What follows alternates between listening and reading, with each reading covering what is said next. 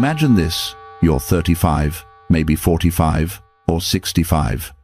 Every morning you wake up, go to work, eat, talk to people, yet deep down you know, you're not living, you're just existing. You're tired, but you don't know why. You've got stability, but your soul feels hollow. You share your life with someone, yet there's no real connection anymore. Everything moves on autopilot, as if you've been sleepwalking through your own life. And one day, you look in the mirror. You see a stranger staring back, dull eyes, heavy shoulders. A voice inside whispers, "Where did I go?" But what you're feeling isn't just a problem of the modern world. Marcus Aurelius, the most powerful man alive, once wrote in Meditations, how much trouble he avoids who does not look to see what his neighbor says or does. Seneca, one of Rome's wealthiest men, confessed he wrestled with anxiety, anger, and the sense that time was slipping away. And Epictetus, a slave-turned-philosopher, taught that freedom is not achieved by having everything, but by needing less. 3 men, 3 paths, 1 timeless truth. If your mind is lost, begin with the mind. If your body is broken, begin with the body. If your heart feels empty, begin with the heart. 3 brutal rules. 3 roads to rebuild yourself. 3 levels of rebirth. These are the 3 Stoic rules we're about to uncover. Principles that can rebuild your life from the inside out. But only if you're brave enough to live them. Let's begin. Rule 1. Fix the mind. Marcus Aurelius once wrote, "You have power over your mind, not outside events. Realize this, and you will find strength." Yet, today, most people have surrendered that power. Our minds no longer belong to us, they belong to the noise. News cycles, social media, endless comparison. We scroll, we react, we consume, until the inner voice that once guided us falls silent. Your mind has become a battlefield, and you didn't even notice the invasion. 1. Detox the mind. You can't build a new life using old thoughts. You can't feed your brain with junk and expect clarity. Just as a strong body can't thrive on fast food, a strong mind can't thrive on mental garbage. So here's the challenge: 7 days. For the first 30 minutes of every morning, feed your mind truth, not trash. Read philosophy. Read the lives of those who overcame the impossible. Study skills that make you sharper, calmer, more resilient. Don't call it reading, call it training. Because your mind is either your greatest weapon or your worst prison. And every scroll, every thought, every reaction decides which one it becomes. 2. Redefine the direction. Most people say, "I want to be happy. I want to be successful." But the Stoics knew happiness isn't the goal. It's the side effect of living with virtue. Don't ask, "What do I want to have?" Ask, "Who do I want to become?" When you say, "I want to lose weight," you focus on outcome. When you say, "I am someone who honors my body," action follows identity. That's not habit change, that's identity shift. Write this down. I am becoming. Then, finish the sentence not with who you wish to be someday, but with who you choose to be today. Because transformation doesn't happen in the future, it happens now, with every small decision you make. 3. Break the invisible prison. I can't. I'm not good enough. It's too late. These aren't facts, they're walls. And the cruelest part? You built them yourself. The Stoics called this ascent the act of agreeing with the lies your fear whispers. But the moment you stop agreeing, you begin to break free. Write down the 3 beliefs that hold you back. Then rewrite each one as a declaration of power. I don't have time becomes I'm learning to prioritize what matters. I'm not smart enough becomes, I'm developing the skills I need. It's too late becomes, every moment is a new beginning. Each rewritten sentence is a hammer striking the wall of your old identity.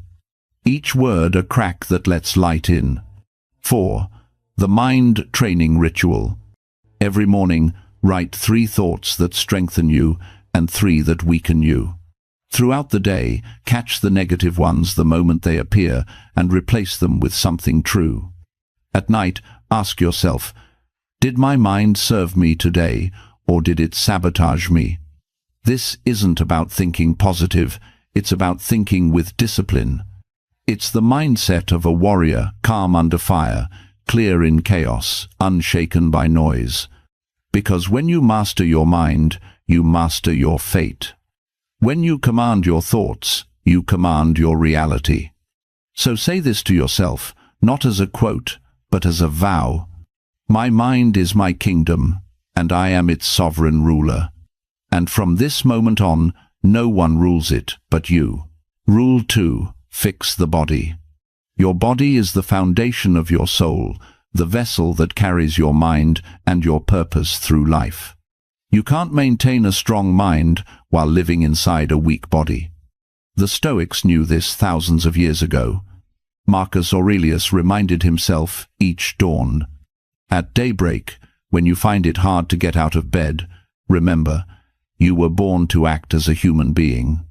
And so he rose, not because it was easy, but because discipline was his nature. 1. Nutrition is discipline. Your body is not a trash bin. Every bite you take is a choice to strengthen yourself or to sabotage your potential. Before every meal, ask yourself, will this bring me closer to the person I want to become, or keep me chained to who I used to be? Don't aim for dieting, aim for awareness. Because when you control the fork, you begin to control your life. You don't have to chase perfection, just consciousness. Every conscious choice rewires the connection between your body and your willpower. Food can either fuel your purpose or feed your weakness. Choose with intention. 2.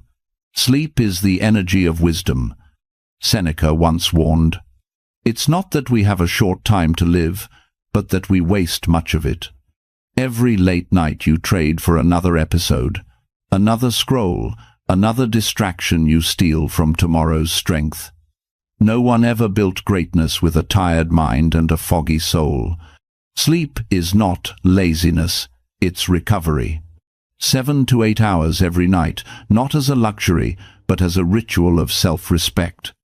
When you sleep well, your thoughts sharpen, your emotions balance, and your willpower resets. Protect your rest like a warrior sharpens his sword, because your future depends on how you restore today. 3. Movement is emotion. Emotion lives in the body, and it stagnates when you stay still. You're anxious? Walk.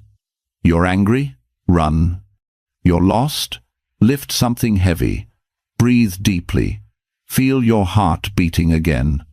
Epictetus, though crippled, taught, no great thing is created suddenly.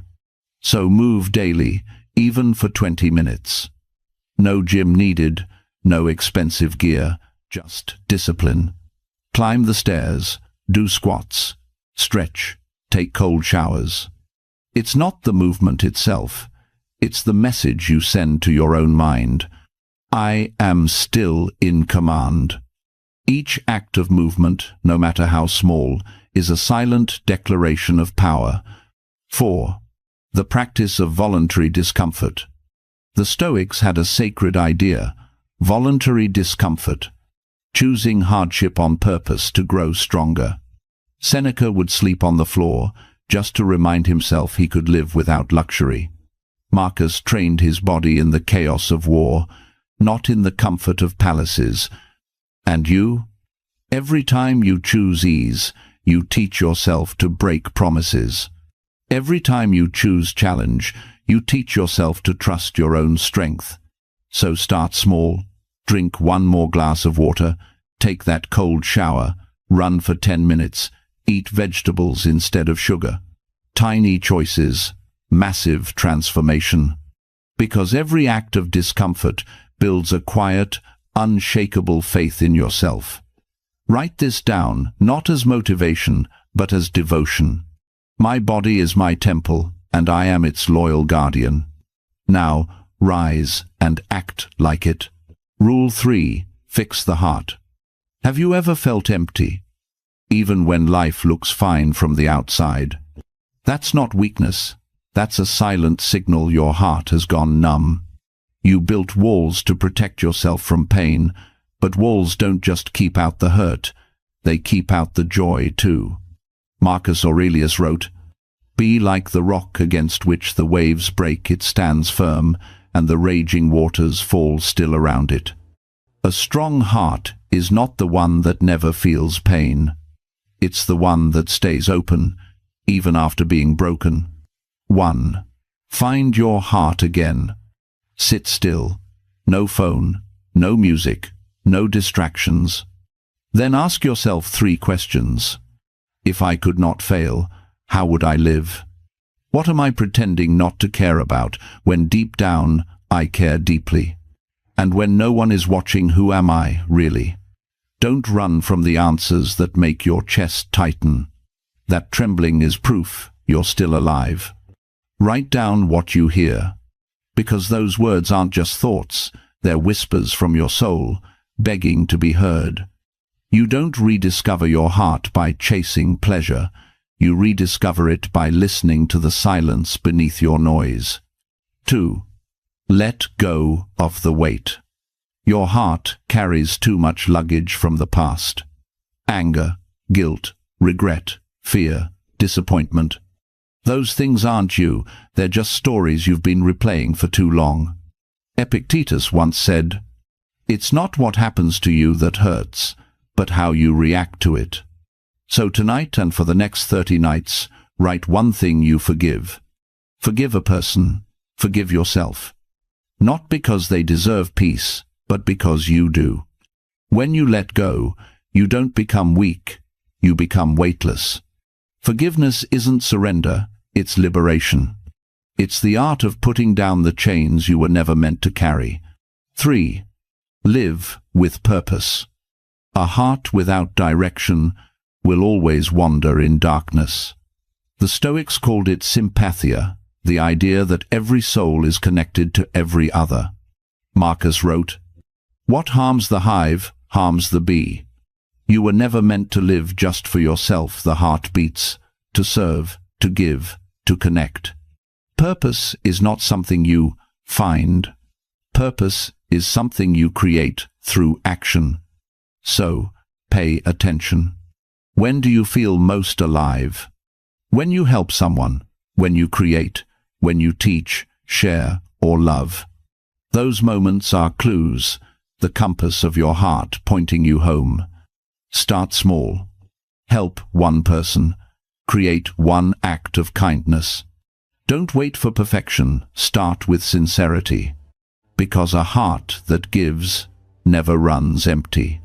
It expands, it overflows, it becomes unbreakable. Write this down and mean it. My heart doesn't just beat to live. It beats to love, to serve, and to connect.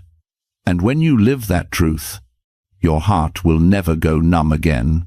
Now that you understand the essence of the 3 principles, the question is, are they connected? These 3 rules do not stand alone. They form a circle of rebirth. When you fix your mind, you give direction to your body. When you train your body, you build strength for your heart. And when you open your heart, you fuel the fire that keeps your mind alive. The mind is your compass, the body, your vessel, the heart, your flame. If one collapses, the journey falls apart. But when all 3 move in harmony, you become unstoppable. Marcus battled anxiety. Seneca doubted himself. Epictetus lost his freedom, yet found inner peace. None of them were perfect. They were simply relentless. Each day, one choice, one step forward, and that was enough to change history. You don't need to be flawless. You just need to show up every single day and stay loyal to your path.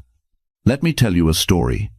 A few years ago, a man named James hit rock bottom, burned out at work, disconnected from his family, drowning in self-doubt. One morning, he decided to rebuild himself the Stoic way. He began by fixing his mind 30 minutes of reading Marcus Aurelius instead of scrolling. Then his body cold showers, daily runs, disciplined sleep. Finally, his heart forgiving his father, volunteering at a shelter, learning to love through service. Months later, his life didn't just change, his energy did. He stopped chasing happiness and started embodying it. He became calm, grounded, unshakable. That is the power of the 3 Stoic rules, not as philosophy, but as daily practice. Because transformation isn't about perfection, it's about alignment. Mind, body, heart. When they move as one, nothing can break you. Conclusion. Fix your mind, and you'll fix your life. Train your body, and you'll free your soul.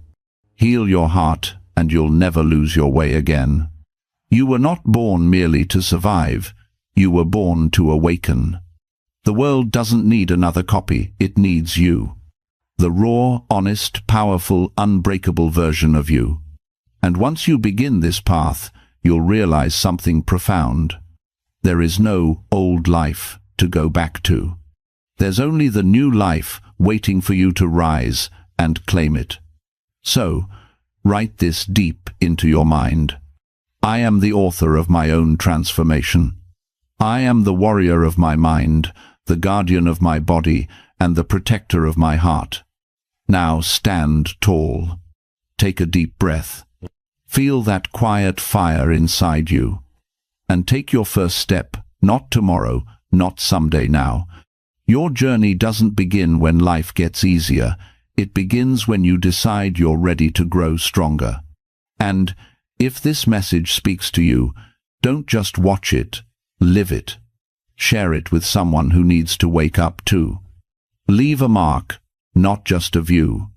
Hit like if this reminded you of your own strength. Subscribe so we can walk this Stoic path together every week. And in the comments, write just one sentence, a promise to yourself. I begin my transformation today. Because you can. Because you must. Because the world is waiting for the awakened you. Thank you for watching.